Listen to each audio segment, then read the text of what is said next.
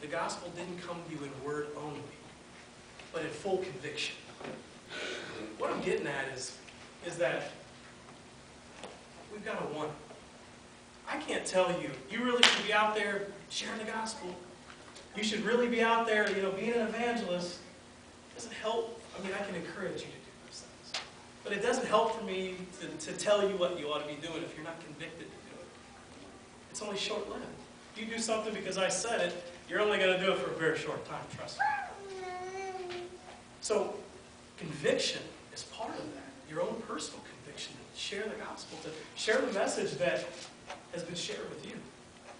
To give someone the hope that you have. You said, I'm going to heaven. Don't you want other people to think that and have that reassurance inside their soul to say, I feel really good about where I'm going and what I'm doing. And I want you to be able to have that. So it's so important. And another thing is that, conviction about the church, Ephesians chapter 4, verse number 4 and 5, is one of those things that we quote all the time. There's one body and one spirit, just as one hope of your calling, one Lord, one faith, one baptism, one God and Father of all, who is above all, through all, and in you all. Right? Conviction about the church. Here's what I find. Sometimes I just sit and watch. I don't know if you guys do this too. I sit and watch, not to put everyone under a magnifying glass, but just to watch how people act. Helps me understand better how to react to others. And, I watch people build their lives around things. Well, Timmy has soccer, and so-and-so has dance, and so-and-so has this going on, and we're doing this, and we're going here, and we're doing this. We can't make it to the assembly on Wednesday because so-and-so has this, and we're really going to be here this. And I see all these things happen. Everyone's went and got themselves in this huge hurry for some reason. And one thing I see is that events aren't centered around the church. The church is centered around events. Does that make sense? All of a sudden, we've caught ourselves scheduling church around whatever we got going on rather than vice versa. It ought not be that way. Now, I know that goes without saying. You don't need me to tell you that. But what I'm saying is that it has a direct impact on how effective it is when you share the gospel. When you tell someone, it's awesome to be part of Christ, and I want you to know the hope that is in me. And then they see you not put the church first. It has an effect. And so, your conviction about the church and that the church is number one has to be there. They have to see it. They have to see that your life revolves around the body. Not the building, the people, the church. The real church.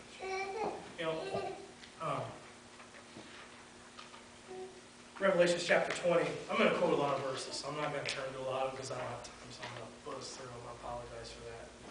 You can jot it down. I'm going to quote them. Some of them are written down on my paper here. Revelation chapter 20, verse number 15 says, and if anyone's name was not found in the book of life, he was thrown into the lake of fire. The final thing I want to talk about conviction is this. People aren't making it. They're not going to heaven. Don't we care? Don't we legitimately care about the person that we play cards with? That we work with side by side? That we have, cousins and nephews and aunts and nieces and grandchildren? Don't we care? And here we find ourselves just going through the motions, and we're going to church, and you're these people that we're associated with, they know we go to church, but that's about it. They know we have pretty good character, and we're good moral people. But that's it. That's where it stops. But they're not just people, they're souls. And to view them like that is so difficult sometimes. They just seem like, everybody's so busy and everybody's going everywhere. But all the individuals in this building sitting here are souls that will stand before their Maker and go to heaven or hell. And so, the first thing I'm talking about is conviction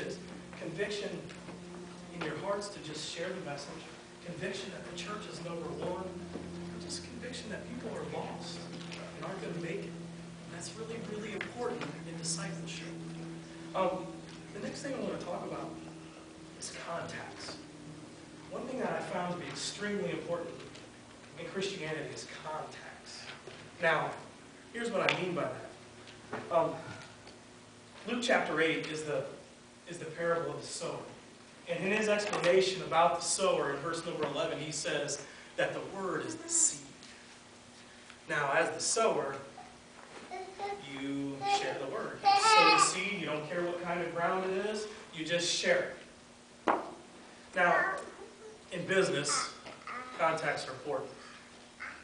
You know, networking is essential. Events outside of business, events inside of business, they're all essential. Networking is a huge part of just who we are.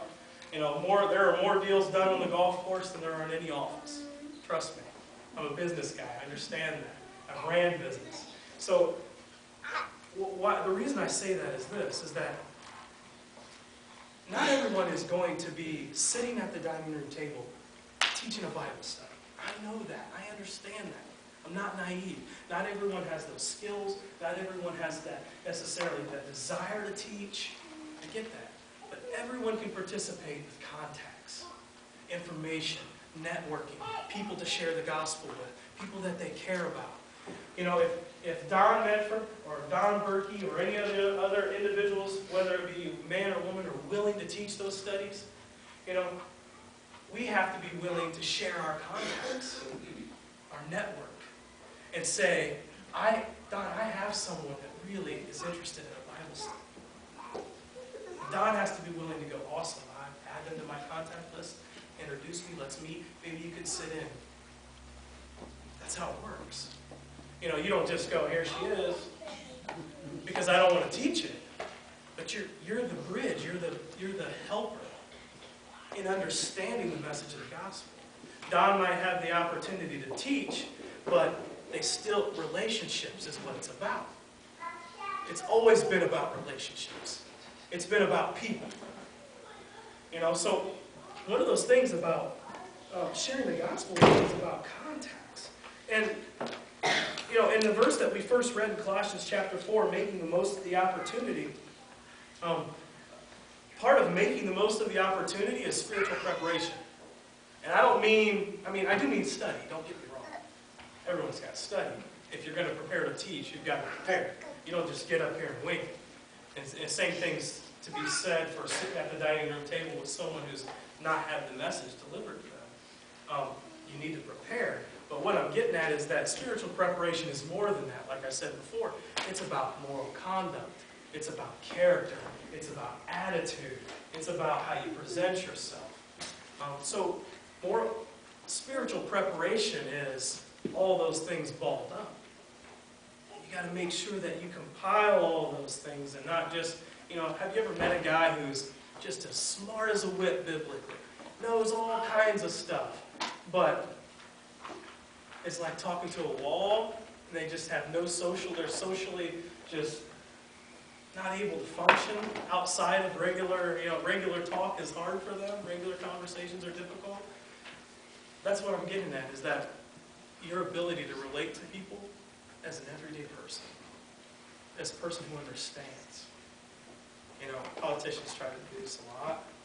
You see guys shaking hands, you see guys, they're trying to get you to understand him, an everyday guy. You know? And that's part of discipleship, is your ability to relate to people, to spiritually prepare.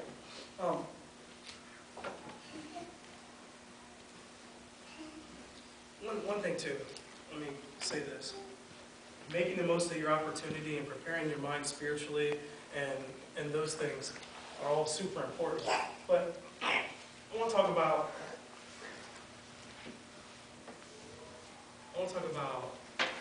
your mind's perception. Now, if I go out and I've got myself geared up, I've been preparing to get a Bible study, I've been studying the Word, I really want to give this a try, I really want to evangelize the town or the people that I care about, and I'm ready to ask people, but in my mind I go, everybody's just going to say no anyway. They're not really interested. And you ask one or two people and they say